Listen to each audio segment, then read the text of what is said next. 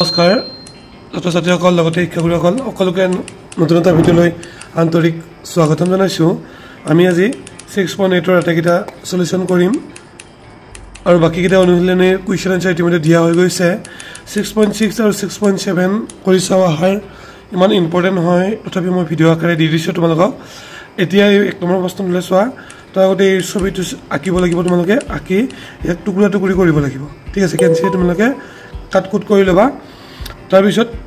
কেইটা টুকুৰা কালি সমান এতিয়া তোমালোকক সুধিছে। যদি আমি চিত্ৰটোলৈ চাওঁ,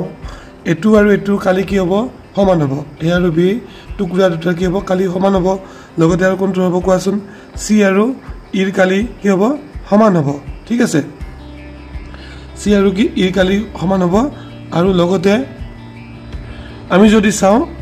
ডি জি আৰু এফৰো কালি সমান হ'ব। কেনেকৈ চোৱা, ডিটো যদি তুমি এনেকৈ ডিভাইড কৰি দিলা, ঠিক আছে, এই দুটা টুকুৰা হ'ল নাই, এই দুটা টুকুৰা যদি তুমি এনেকৈ গঠন কৰিব পাৰিবা, হয়নে? গতিকে কালিটো সমান হৈ যাব। ঠিক তেনেকৈ জিটো যদি তুমি এনেকৈ ডিভাইড কৰা, এই বস্তু দুটা সমান হৈ যাব, তেতিয়াহ'লে কি হ'ব? ইয়াৰো কালিটো আমি নিৰ্ণয় কৰিব পাৰিম আৰু সমানে হ'ব। ঠিক আছে, তাৰপিছত আকৃতি চি, আকৃতি ডি আৰু এফৰ কালি তুলনা কৰা। ডি আৰু এফৰ কালি কি হ'ব? সমান হ'ব। ঠিক আছে, ডি আৰু এফৰ আকৃতি কি হ'ব? কালি সমান হ'ব। এবাৰ ডি নম্বৰটোলৈ মৰণ কৰা। আকৃতি জি আৰু এফৰ কালি তুলনা কৰা। কিহৰ দিছে? জি আৰু এফ। ইয়াত জি ক'ত আছে? এইটো জি আৰু এইটো এফ। জি আৰু এফৰ কি হ'ব?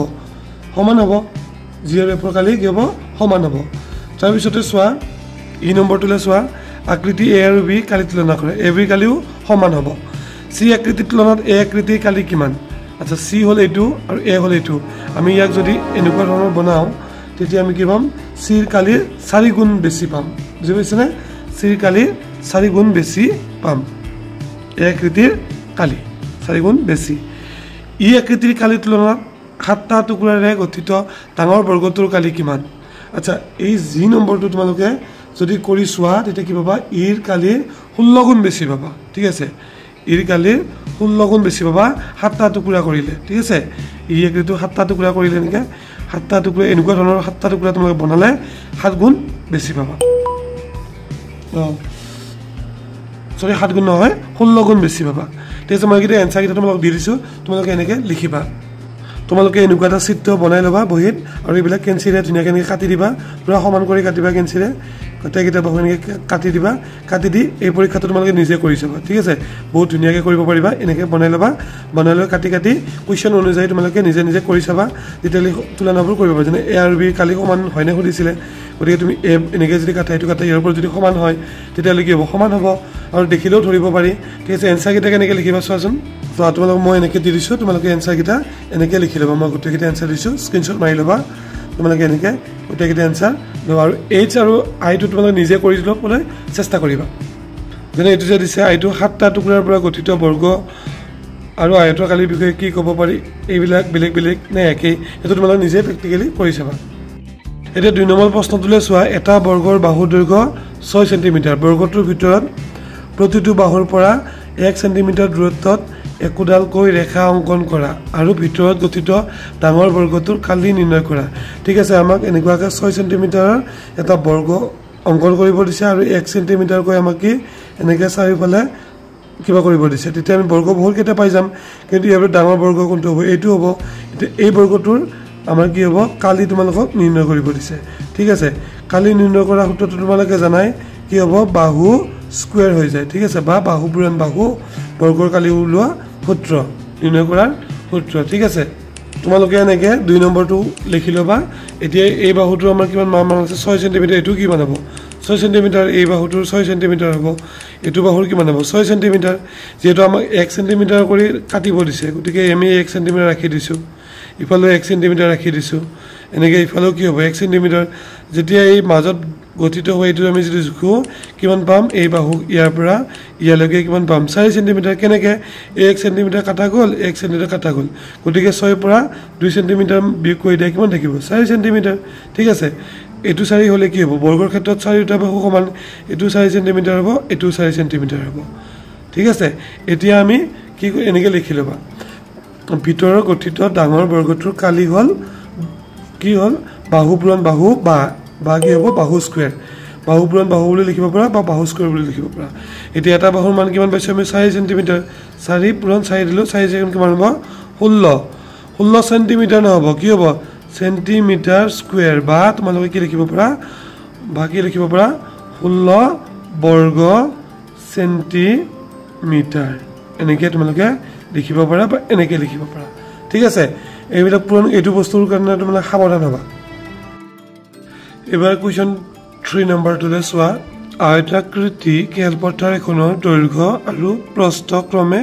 60 মিটাৰ আৰু 45 মিটাৰ এজন খেলুৱৈয়ে খেলপথাৰখনৰ চাৰিওফালে 12 বাৰ দৌৰিছে তেওঁ কিমান দূৰত্ব অতিক্ৰম কৰিলে নিৰ্ণয় কৰা এই কোৱেশ্চনটোৰ থৰলি ধুনীয়াকে এনসাৰটো কৰিম সো ষ্টুডেন্টস এখন ধৰা হল আমাৰ খেলপথাৰ ঠিক আছে এখন কি হল খেলপথাৰ এতিয়া ধৰা হল এজন প্লেয়াৰ ঠিক আছে এই প্লেয়াৰজনে ইফালে দৌৰিব এতিয়া আয়তাকৃতি বুলি কওঁতে কি হল এটো 45 মিটাৰ হ'ব আৰু এটো 60 মিটাৰ আছে এটো কি হ'ব 60 মিটাৰ হ'ব ঠিক আছে দ্যাট মিন্স এবাৰ কিমান দৌৰিলে এক পাক হ'ব লাগিলে ইয়াৰ পৰা আৰম্ভ কৰি এনেকে যাব লাগিব ঠিক আছে ইয়ালৈকে আহিব লাগিব তেতিয়া আমি কি হ'ব এক পাক হ'ব গতিকে এক পাকত কিমান দৌৰিলে তুমি যদি চোৱা এক পাকত কিমান দৌৰিব 45 যোগ 60 যোগ সেম নহয় এটো মিটাৰ হ'ব আকৌ 45 মিটাৰ এটো তাৰ পিছত 60 মিটাৰ ঠিক আছে গতিকে টোটাল কিমান মিটাৰ দৌৰিলে 90 আৰু 120 210 মিটাৰ 210 মিটাৰ কি এবাৰ দৌৰিলে এবাৰ এপাকত কিমান দৌৰিলে 210 মিটাৰ ঠিক আছে এপাকত কিমান মিটাৰ দৌৰিলে খেলুৱৈজনে 210 মিটাৰ এতিয়া ইয়াক যদি আমি কেইবাৰ মুঠ প্ৰশ্ন দিছে চোৱাচোন 12 বাৰ দৌৰিছে দিছে গতিকে ইয়াক যদি আমি 12 ৰে মাল্টিপ্লাই কৰি দিও ঠিক আছে তেতিয়া হলে আমি কিমান মিটাৰ দৌৰিছে ওলাই যাব 2 শূন্য 2 গুণ 2 2 গুণ 4 ঠিক আছে 1 শূন্য 0 1 গুণ 1 তাৰ পিছত 1 2 গুণ 2 এতিয়া কৰিছো 2 4 1 5 ইমান মিটাৰ কি হ'ব টোটাল দৌৰিব বুজি পালানে এনেকৈ আমি কোৱেশ্চনটো কৰিব লাগিব এনসাৰটো লিখোতে এইখিনি কথা লিখি দিবা ঠিক আছে এইখিনি ধুনীয়াকৈ লিখি দিবা এতিয়া 4 নম্বৰটোলে চোৱা 34 সেন্টিমিটাৰ দৈৰ্ঘ্য আৰু 23 সেন্টিমিটাৰ প্ৰস্থ দৈৰ্ঘ্য 34 আৰু 23 সেন্টিমিটাৰ প্ৰস্থ ফটো এখনত ফ্ৰেম লগাবলৈ কিমান দৈৰ্ঘ্যৰ কাঠৰ পট্টিৰ প্ৰয়োজন হ'ব কিমান দৈৰ্ঘ্য লাগিব ঠিক আছে এখন হল ফটো এই ফটোত পট্টি লগাবৰ কাৰণে কিমান মিটাৰ কাঠৰ পট্টি লাগিব ফ্ৰেম এটো আমি উলাই দিম অংকৰ সহায়েৰে বৰ কোৱেশ্চনটো পঢ়িয়ে গম পাইছা কি গম পাইছা দৈৰ্ঘ্য আৰু প্ৰস্থটো বেলেগ বেলেগ গতিকে এটো কি হ'ব এটা আয়ত হ'ব ঠিক আছে আমি এক কি কো হিচাপে ধৰিব পাৰো আয়ত হ'ব ফটো ফ্ৰেমটো আয়তৰ দৰে হ'ব ঠিক আছে এটা ফ্ৰেম লগাব লগলে কি হ'ব এই পৰিসীমাটো ওলালে হ'ল ফটো ফ্ৰেমৰ পৰিসীমাটো ওলালে হ'ল ঠিক আছে ফটো ফ্ৰেমৰ পৰিসীমাটো যিমান ওলাব সেন্টিমিটাৰ স্কয়াৰ হিমানে লাগিব আমাক কি হ'ব পট্টিৰ প্ৰয়োজন হ'ব এই গতিকে তোমালোকে এনেকৈ লিখা দিয়া আছে দৈৰ্ঘ্য 34 সেন্টিমিটাৰ প্ৰস্থ ইমান সেন্টিমিটাৰ 23 সেন্টিমিটাৰ ফ্ৰেম লগাবলৈ প্ৰয়োজন হোৱা দৈৰ্ঘ্য হৈছে এটো কিও আয়তৰ কালি সৰি এটো আয়তৰ পৰিসীমা ওলোৱা সূত্ৰ ঠিক আছে এইটো হল পৰিসীমা ওলোৱা সূত্ৰ এই সূত্ৰটোৰ মতে কৰি গলে হ'ল এটা যোগ কৰি দিয়া কিমান আছে এটা 34 + 23 ঠিক আছে তে পূৰণ কৰা 3 4 কিমান হ'ব 7 ঠিক আছে এতিয়া এই দুটা পূৰণ কৰা 7 2 14 4 7 গল 1 5 গুণ 10 10 11 সেন্টিমিটাৰ কি হ'ব ফ্ৰেম লগাবলৈ ইমান দৈৰ্ঘ্য প্ৰয়োজন হোৱা পট্টি বুলি দিবা দেই এইটো পট্টি দিয়া আছে নহয় এইটো পট্টি বুলি দি ল'বা দৈৰ্ঘ্য হৈছে 114 সেন্টিমিটাৰ এবাৰ 5 নম্বৰ প্ৰশ্নলৈ চোৱা এডাল তাৰ 42 সেন্টিমিটাৰ দীঘল মনত ৰাখিবা 42 সেন্টিমিটাৰ দীঘল যদি তাৰডাল আয়ত গঠন কৰিবলৈ ব্যৱহাৰ কৰা হয় তেন্তে আয়তটোৰ সম্ভাৱ্য দৈৰ্ঘ্য আৰু প্ৰস্থ কিমান এটো সম্ভাৱ্য বুলি দিছে পসিবল কিমান হ'ব লগতে গঠন হোৱা আয়তটোৰ কালি নিৰ্ণয় কৰা ঠিক আছে এতিয়া তোমালোকে কোৱেশ্চনটো পঢ়ি গম পাব লাগিব যে তাৰডাল কিমান দীঘল বুলিছে 42 সেন্টিমিটাৰ তাৰ মানে কি পৰিসীমা ইয়াৰ পৰা যদি আমি তাৰডাল ধৰা হলে তাৰডাল এনেকে লৈ যাও 42 মিটাৰটো এনেকে লৈ যাও আয়ত গঠন কৰিব পাৰিম হয় না তাৰ মানে কি পৰিসীমাটো আমাক দি দিছে তাৰ বুলি দিছে কিন্তু আয়তৰ পৰিসীমাটো আমাক দিয়া আছে 42 সেন্টিমিটাৰ দিয়া আছে ঠিক আছে পেৰিমিটাৰটো আমাক কিমান দি আছে 42 সেন্টিমিটাৰ দি আছে ঠিক আছে এতিয়া তাৰ মানে এই 42 সেন্টিমিটাৰ আয়ত বনাব লাগিব ঠিক আছে যদি তাৰ আয়ত গঠন কৰিব ব্যৱহাৰ কৰা হয় তেন্তে আয়তৰ সম্ভাব্য দৈৰ্ঘ্যৰ প্ৰস্থ কিমান হ'ব এতিয়া আমি আয়ত গঠন কৰি চাম ঠিক আছে তাৰ আগতে আমি কি কৰিম আয়তৰ সূত্ৰটো লিখি এই দৈৰ্ঘ্য বা প্ৰস্থ উলাই লম ঠিক আছে তাৰ বাবে তোমালোকে এটা প্ৰক্ৰিয়া কৰি এনেকে লিখি লবা দিয়া আছে আয়তৰ পৰিসীমা কিমান দিছে 42 সেন্টিমিটাৰ আয়তৰ পৰিসীমা সূত্ৰটো লিখিব লাগিব আয়তৰ পৰিসীমা ইকুৱেল টু কিমান আছিল এটো আমাক দিয়াহে আছে আমি এতিয়া কৰিম এটাকে আয়তৰ পৰিসীমা কিমান 2 এটো ফৰ্মুলা 2 ইনটু দৈৰ্ঘ্য প্লাস প্ৰস্থ ঠিক আছে ধৰা হলে তো তাৰ ডালৰ তো সম্ভাব্য আয়ত ঠিক আছে না এতিয়া এক আয়তৰ আমি দৈৰ্ঘ্যৰ প্ৰস্থটো উলাব লাগিব আমাক পৰিমাণটো দিয়া আছে কিমান দিয়া আছে 42 ইয়াত লিখি দিয়া 42 টো আৰু ইফালে এটো দিয়া নাই এখিনি মান দিয়া নাই আমি দৈৰ্ঘ্যৰ প্ৰস্থটো উলিয়াই দিম এতিয়া চাবা দৈৰ্ঘ্যৰ প্ৰস্থটো উলিয়ালে আমাৰ অংকটো কৰিব সহজ হ'ব দৈৰ্ঘ্যৰ প্ৰস্থ আমি এতিয়া কি কৰিম এই বস্তুখিনি ইফালে আনিম আৰু এইটো বস্তু ইফালে আনিম ঠিক আছে যেটো সমান চিন আছে আমি এখিনি মান ইফালে আনিব পাৰো এটো মান ইফালে আনিব পাৰো গতিকে ইফালে কি হ'ব 2 পূৰণ কি হ'ব দৈৰ্ঘ্য যোগ কি হ'ব প্ৰস্থ ঠিক আছে ইফালে কি হ'ব 42 এতিয়া চোৱা এতিয়া আমি কি কৰিম দৈৰ্ঘ্যৰ প্ৰস্থটো অকল ৰাখিম ইয়াতে দৈৰ্ঘ্য প্ৰস্থটো ইয়াত ৰাখিলো ঠিক আছে প্ৰস্থ ৰাখি এটো 2 আছে নহয় 2টো কি আছে পূৰণত আছে পূৰণ ইফালে আহিলে কি হ'ব হৰণ হ'ব 42 ইফালে কি হলো হৰণ হ'ব 2 ইয়া কাটা কাটি কৰি দে কিমান পাবা 21 গতিকে আমি কি পালো দৈৰ্ঘ্যৰ প্ৰস্থ কিমান পালো দৈৰ্ঘ্য প্লাস প্ৰস্থ কিমান পালো 21 বুজি পালানে 21 কি পালো সেন্টিমিটাৰ পালো তাৰ মানে কি এতিয়া আমি দৈৰ্ঘ্য বা প্ৰস্থ এটা 21 হিচাপে আমি ধৰিব পাৰিম ঠিক আছে কিন্তু ইয়াতে আৰু এটা তোমালোকক কি কৈছে সম্ভাব্য দুখ দিছে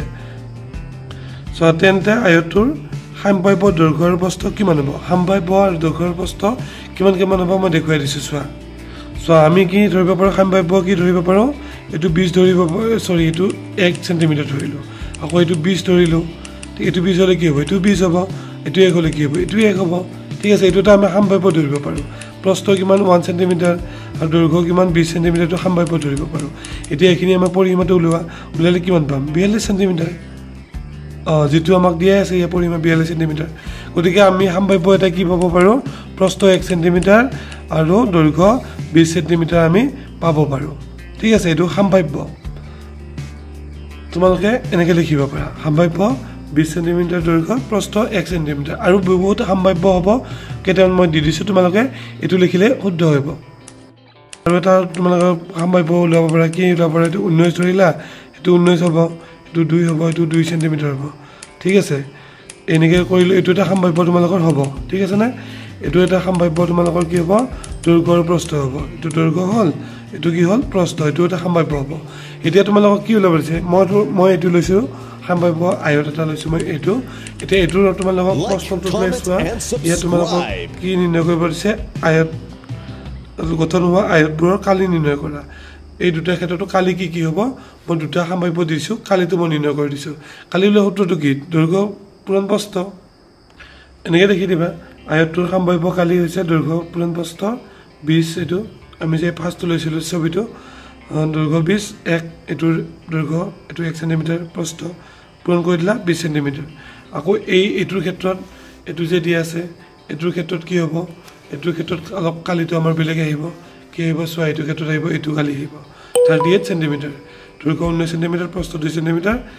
কালি হৈছে 19 পূৰণ 2 এটো সেন্টিমিটাৰ 19 পূৰণ 2 মানে দৈৰ্ঘ্য পূৰণ প্ৰস্থ নেক্সট প্ৰশ্নটো চোৱা 6 নম্বৰ 150 মিটাৰ বাহুৰ বৰ্গাকৃতিৰ উদ্যান এখনৰ প্ৰতি মিটাৰত 25 টকা হাৰত চাৰিওকাষে বেৰ দিয়াৰ খৰচ নিৰ্ণয় কৰা বঢ়িয়া বৰ্গাকৃতি মানে কি এইটো প্ৰতি মিটাৰত কিমান খৰচ হৈছে বাহুৰ বৰ্গাকৃতি উদ্যান কেইটকাকৈ 25 টকাকৈ খৰচ হৈছে ঠিক আছে এতিয়া 150 মিটাৰ বাহুৰ বৰ্গাকৃতি এইটো যদি 150 মিটাৰ হয় সেইটো 150 হ'ব এইকেইটা গোটেইকেইটা কিবা কৰি দিয়া যোগ কৰি দি 25 পূৰণ কৰি দিয়া এইটো হৈ যাব উত্তৰ কিন্তু লিখোঁতে ধুনীয়াকৈ লিখিব লাগিব তোমালোকে এনেকৈ ধুনীয়াকৈ লিখি ল'বা ধৰা হ'ল আমি কি ধৰি লৈছোঁ এইখন হ'ল পাৰ্ক আমাৰ ঠিক আছে বৰ্গাকৃতিৰ পাৰ্ক এখন কি আকৃতিৰ বৰ্গাকৃতি ন দি আছে বৰ্গাকৃতিৰ কি হ'ল এইখন আমাৰ পাৰ্ক বা উদ্যান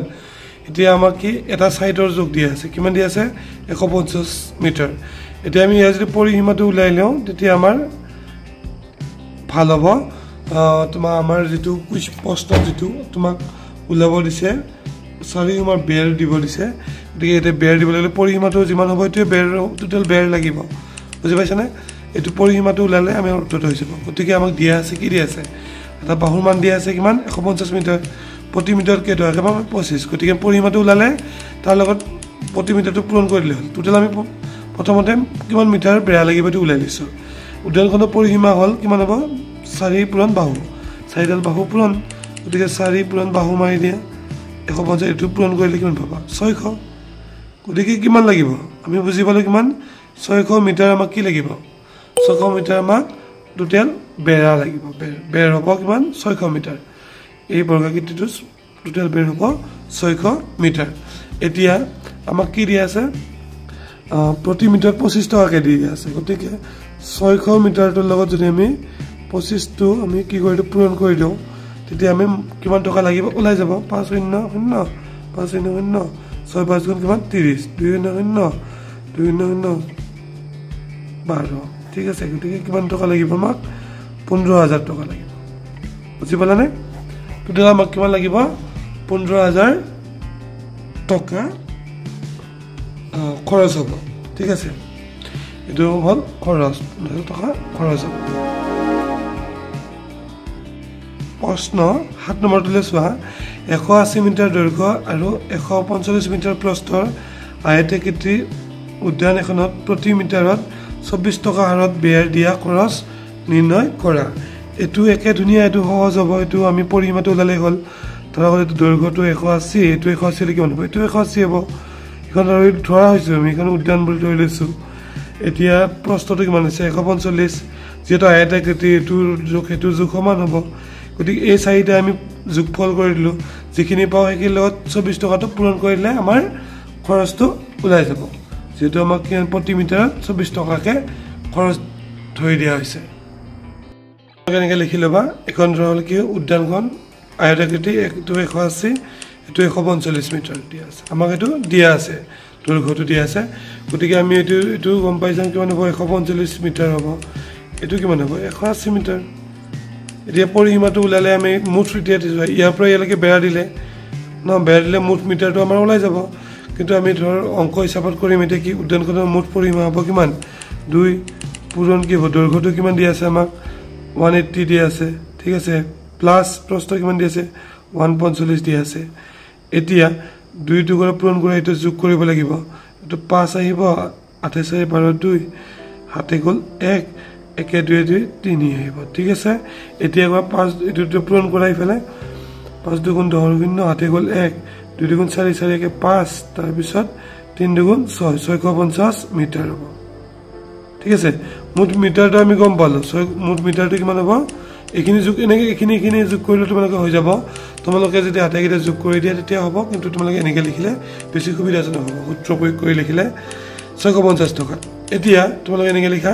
এতেকে প্ৰতি মিটাৰত 24 টকা হাৰত মুঠ খৰচ হ'ব এটা 650টো মিটাৰটো লিখি দিয়া যেটো তোমালোকে পালা লিখি দিলা এটা পূৰণ কৰা 650 ইফালে 24 পূৰণ কৰি দিয়া 4 গুণ 0 5 গুণ 0 হাতে গ'ল 2 4 6 গুণ 24 25 26 2 গুণ 0 5 গুণ 10 0 হাতে গ'ল 1 6 গুণ 12 ঠিক আছে 2 0 0 6 তাৰপিছত এইটো 2 2 4 এইটো 1 এইখিনি টকা খৰচ হ'ব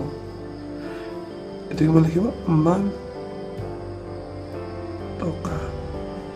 এইখিনি টকা কি হ'ব মুঠ খৰচ হ'ব শেষৰ প্ৰশ্নটোলৈ চোৱা অৰুণে 65 মিটাৰ বাহুৰ বৰ্গাকৃতিৰ উদ্যান এখনৰ চাৰিওফালে এপাক দৌৰিছে আৰু ৰীনাই 70 মিটাৰ দৈৰ্ঘ্যৰ আৰু 55 মিটাৰ প্ৰস্থৰ আয়তাকৃতিৰ উদ্যান এখনৰ চাৰিওফালে এপাক দৌৰিছে কোনে কম দূৰত্ব অতিক্ৰম কৰিছে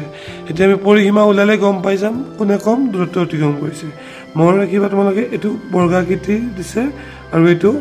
ৰীনাই আয়তাকৃতি দিছে এইখিনিতে ডিফাৰেন্সটো আছে সো আমি ধৰি লৈছো এনেকে ধৰা হল এটো অৰুণৰ বৰ্গাকৃতি উদ্যান আৰু এখন ৰীনা ঠিক আছে যদি হে ইয়াৰ পৰা দৌৰে ঠিক আছে ইফালে এনেকে দৌৰিলে এটো বাহু এটো মানলে এটো কিমান হ'ব 55 মিটাৰ হ'ব ন আৰু যদি 70 হলে এটো কিমান হ'ব 70 মিটাৰ হ'ব গতিকে এইখিনি মুঠ পৰিসীমা হ'ব ৰীনাৰ দৌৰা অতিক্ৰম কৰা দূৰত্ব অতিক্ৰম কৰা আনহাতে অৰুণৰ কিমান হ'ব এটো 65 এটো কিমান হ'ব 65 যেটো বৰ্গাকৃতি আটাইকেইটা 65 মিটাৰ হ'ব ঠিক আছে এতিয়া আমি ইহত দুইজনৰ কি ওলাইছাম পৰিসীমাটো ওলালে গম পাই যাম কোনে বেছিকে দৌৰিছে সো মই পৰিসীমাটো তোমালোকে এনেকে লিখি দিছো যেটা তোমালোকক সহজ হৈ বুজান এখিনি হল অৰুণে দৌৰিছে আৰু এখিনি মিটাৰ ৰীনাই দৌৰিছে ঠিক আছে এতিয়া এখিনি যোগ কৰা যাৰ বেছি হ'ব কিনে বেছি দূৰত্ব অতিক্ৰম কৰিছে কিন্তু প্ৰশ্নত তোমালোকক কৰিছে আটাইতকৈ কম দূৰত্ব কোনে দৌৰিছে ঠিক আছে প্ৰশ্নত কম দূৰত্ব কোনে দৌৰিছে এটো কৰিছে বেছি দূৰত্ব কোনে দৌৰিছে এটো কৰা নাই সো আমি যদি কিটা যোগ কৰি চাও এখিনি আমি উত্তৰ পাম গতিকে আটাইতকৈ কম কোনে দূৰত্ব অতিক্ৰম কৰিছে কোনে ৰীনাই এটো পৰিসীমাটো উলিয়াওঁতে আমি গম পাইছো তোমালোকে এতিয়া এনেকে লিখি দিবা like comment and subscribe ৰীনাই কম দূৰত্ব অতিক্ৰম কৰিছে এটো হ'ব ইয়াৰ উত্তৰ কোনে কম দূৰত্ব অতিক্ৰম কৰিছে দিছে ৰীনাই আটাইতকৈ কম দূৰত্ব অতিক্ৰম কৰিছে 9 নম্বৰ প্ৰশ্নটোলৈ চোৱা অনুপমে 14 মিটাৰ দীঘল আৰু 12 মিটাৰ বহল প্ৰেক্ষাগৃহৰ মজিয়াখন বৰ্গাকৃতি টাইলছৰ ব্যৱহাৰ কৰি থাকিব বিচাৰিছে যদি প্ৰতিটো বৰ্গাকৃতি টাইলছৰ বাহু 2 মিটাৰ হয় তেন্তে প্ৰেক্ষাগৃহৰ মজিয়াখনৰ থাকিবলৈ প্ৰয়োজন হোৱা টাইলছৰ সংখ্যা নিৰ্ণয় কৰা সো অনুপমে যেটো ঘৰ মানে মজিয়া যিখন লৈছে প্ৰেক্ষাগৃহৰ ধৰালেখন মজিয়া ঠিক আছে এতিয়া মজিয়াখনৰ দৈৰ্ঘ্য কিমান দিছে 14 মিটাৰ আৰু এটো কিমান দিছে 12 মিটাৰ ঠিক আছে এতিয়া এই মজিয়াখনত তেখেতে কি 2 মিটাৰৰ কি লগাব বিচাৰিছে 2x2 মিটাৰৰ টাইলছ লগাব বিচাৰিছে এতিয়া এই গোটেই ৰুমটোত কেইখন টাইলছ লাগিব দিছে ঠিক আছে আমি যদি এনেকে 2 কে দি যাও এনেকে ধুনীয়াকৈ কৰিব পাৰি ঠিক আছে 14 7খন খাব 1 2 3 4 5 6 7খন টাইলছ খাব ঠিক আছে আকৌ এনেকে কেইখন খাব 6খন খাব 1খন 2খন 3খন 4খন 5খন 6খন খাব 2 2 হলে এনেকে 6খন খাব ঠিক আছে এতিয়া এই প্ৰশ্নটো আমি তো এনেকে লিখিব নোৱাৰো উত্তৰটো ধুনীয়াকৈ পৰ্যায়ক্ৰমে লিখিব লাগিব স্টেপ বাই স্টেপ কেনেকে টাইলছৰ আমি কালিটো উলিয়াই ললে এই কালিখিনি উলিয়াই ললো তাৰ পিছত আমি মজিয়াৰ কালিটো উলিয়াব লাগিব মজিয়াৰ কালি উলিয়াই টাইলছৰ কালি উলিয়াই হৰণ কৰিলে আমি গম পাই যাম যে কেইখন টাইলছ লাগিব তাৰপৰা তুমি এনেকে ধুনীয়াকৈ লিখা দিয়া আছে প্ৰেক্ষাগৃহটোৰ দৈৰ্ঘ্য 12 মিটাৰ প্ৰস্থ কিমান সৰি এটো বুলিছে দৈৰ্ঘ্যটো 14 মিটাৰ দিয়া আছে আৰু প্ৰস্থ তোমালোকে কি প্ৰতিখন বৰ্গাকৃতি টাইলছৰ বাহু 2 মিটাৰ কৰি আমাক দিয়া আছে 2x2 যেটো টাইলছৰ বৰ্গাকৃতি বুলি ক'লে কি হ'ব 2 মিটাৰ হলে এটো 2 মিটাৰ হ'ব এটো 2 মিটাৰ হ'ব এতিয়া স্টেপ 1 প্ৰথমতে বুলি লিখিব পাৰা তোমালোকে প্ৰথমতে কি কৰিম প্ৰেক্ষাগৃহটোৰ কালি উলাইলাম কালিটো কেনেকৈ উলাবা এটো দৈৰ্ঘ্যৰ প্ৰস্থ দিয়া আছে 14 পূৰণ কি কৰি দিয়া 12 কৰি দিয়া এতিয়া 14 আৰু 12 তোমালোকে এনেকৈ পূৰণ কৰা মুখেৰে পাৰো কিন্তু তোমালোক কৰি দেখুৱাই দিছো ঠিক আছে 4 গুণ কিমান হ'ব 8 2 গুণ 2 4 গুণ 4 1 গুণ 1 গতিকে 8 6 1 এখিনি কিমান হ'ব এখিনি মিটাৰ স্কয়াৰ হ'ব কি আমাৰ প্ৰেক্ষাগৃহটোৰ কালি এতিয়া আমি টাইলছৰ কালিটো লৈলাম টাইলছৰ কালি আমাক কিমান দিছে 2 মিটাৰ আছে গতিকে বাহু স্কয়াৰ হৈছে আপোনাৰ টাইলছৰ কালি গতিকে বাহু পূৰণ বাহু 2 মিটাৰ পূৰণ কৰা তোমাৰ 2 গুণ কিমান হ'ব 4 ঠিক আছে এই মই এটা লিখি দিছো বাহু স্কয়াৰ কিমান হ'ব আমাৰ টাইলছৰ 2 স্কয়াৰ হলে 4 মিটাৰ স্কয়াৰ হ'ব আমাৰ টাইলছৰ কালি এতিয়া টাইলছৰ সংখ্যাটো আমি কেনেকৈ উলাম এইটো সূত্ৰ লিখি দিবা টাইলছৰ সংখ্যা আমি ওলাব বিচাৰিলে এই প্ৰেক্ষাগৃহৰ কালি আৰু টাইলছৰ কালিটো হৰণ কৰিলে প্ৰেক্ষাগৃহৰ কালি কিমান আছিলে 168 আৰু টাইলছৰ কিমান 4 গতিকে এইটো কাটাকাটি কৰা কাটাকাটি বা হৰণ কৰি দিলে আমি এইটো কিমান পাম 42 বাৰ যাব ঠিক আছে তোমালোকে এটা কৰি চাব পাৰা 42 পূৰণ 4 কৰি চালে তোমালোকে পাবা 8 16 168 পাবা ঠিক আছে গতিকে আমি কিমান কি গম পাই গলো টাইলছৰ সংখ্যা আমি গম পাই গলো টাইলছৰ সংখ্যা এটা কিমান লাগিব 42 খন ঠিক আছে ওলাই গল উত্তৰ তোমালোকে এনসাৰটো নিয়ে লিখি দিবা ইয়াৰ দ্বাৰা বুজা গল যে 2 মিটাৰ বাই 2 মিটাৰ টাইলছ 42 খন লাগিব বা প্ৰয়োজন হ'ব আমি শেষৰ প্ৰশ্নটোলৈ আহিছো অলপ স্পিডত কৰি দিম মইতো যে ভিডিওটো বহুত দীঘল হৈ গৈছে 10 নম্বৰ প্ৰশ্নটো 11 মিটাৰ দীঘল আৰু 6 মিটাৰ বহল মাটি এডোখৰত ফুল ৰুবৰ কাৰণে 2 মিটাৰ দীঘল বৰ্গাকৃতিৰ 6 ডোখৰ মাটি চোৱা হৈছে বাকি থকা মাটিখিনি কালি কিমান অৰ্থাৎ আমি এতিয়া মুঠ মাটিৰ কি কালি উলিয়াব লাগিব তাৰ পিছত ফুল ৰুবৰ কাৰণে যিখিনি চোৱা হৈছে সেই মাটি ডোখৰৰ কালিটো উলাব লাগিব তাৰ পিছত এইটো কালি পৰা এইটো কালি বিয়োগ কৰি দিলে বাকি থকা মাটিখিনি কালি আমি গম পাম সো আমাক দিয়া আছে মুঠ মাটি কিমান দিছে 11 মিটাৰ দীঘল 6 মিটাৰ বহল চোৱা মাটি কিমান দি আছে বৰ্গাকৃতিৰ 2 মিটাৰ দীঘল অৰ্থাৎ এইটো প্ৰস্থটো কিমান হ'ব 2 মিটাৰ হ'ব কেই ঠাইত আছে মুঠ 6 ঠাইত সো তোমালোকে ধৰা হল এইখিনি এনেকে 2 মিটাৰ এনেকে 2 মিটাৰ ঠিক আছে এনেকে 6 বাৰ মানে কি কৰিছে 6 বাৰ কি কৰিছে মাটিখিনি চহাইছে ঠিক আছে 6 ঠাইত 1 2 3 4 5 6 এতিয়া এইখিনি চহুৱা হৈ গল এইখিনি যে বাকি থাকিল এই বাকি থকাখিনি কালিটো উলাব দিছে এইখিনি কালি পৰা মুঠ মাটিৰ কালিটো বি কৰিলে ওলাই যাব গতিকে আমি এনেকে লিখিছো চোৱা মুঠ মাটিৰ কালি কিমান হ'ব দিকপূৰণ প্ৰস্ত কৰি দিয়া 66 মিটাৰ স্কয়াৰ বৰ্গ মিটাৰ হয়নে তাৰ পিছত কি কৰিব আকৌ চহুৱা মাটিৰ কালি কিমান 2 মিটাৰ বাই 2 মিটাৰ কোন হ'ব 4 মিটাৰ কেইবাৰ 6 বাৰ চহাইছে গতিকে 6 বাৰ চহালে কি কৰিব লাগিব 24 হ'ব কেনেকে এটো যে 6 বাৰ যে চহালে এটো লগত 4 মিটাৰটো তুমি কি কৰি দিয়া পূৰণ কৰি দিয়া 6 কিমান হ'ব 24 কৰি 24 মিটাৰ ঠিক আছে 6 বাৰ চহালে এবাৰ চহালে যদি 4 মিটাৰ 6 বাৰ চহালে কিমান হ'ব 24 মিটাৰ এটাকে বাকি থকা মাটিৰ কালি হৈছে এই যেটো 66 মিটাৰ পৰা এটো বিয়োগ কৰি দিয়া 42 মিটাৰ স্কয়াৰ বা বৰ্গ মিটাৰ এখিনি বাকি থকা মাটিৰ কালি সো থ্যাংক ইউ ভিডিওটো যদি ভাল লাগিলে তোমালোক পৰৱৰ্তী বন্ধুৰ লগত শেয়াৰ কৰি দিয়া ধন্যবাদ পুনৰবাৰ নতুন এটা ভিডিঅ লগ পোৱাৰ আশাৰে আজি লৈছো গুড নাইট